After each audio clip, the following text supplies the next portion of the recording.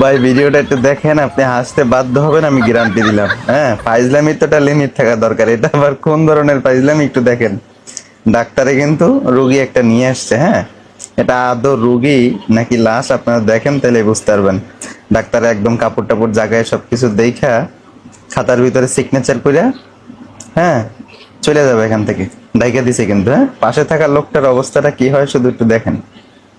Doctor চলে যাইতেছে, এখন ওই লোকটার খালি চেহারাটা দেখেন, ভয় ওনার কি অবস্থাটা হইতেছে। হ্যাঁ, অলরেডি কিন্তু উনি অলরেডি ভয় পেয়ে গেছে। হ্যাঁ, তো দেখা যাক কি হয়, লাস্ট পর্যন্ত দেখেন, মজা পাবেন। হ্যাঁ, খালি কি হয় লোকটার সাথে ঘটনাটা দেখেন। হ্যাঁ, দেখতেছি কি হয় আমরা অলরেডি কিন্তু পালারা দিয়ে ফেলাইছে রুগীনের লাশ। তার অবস্থা, চেহারাটা দেখেন লোকটার কি অবস্থাটা হয়েছে।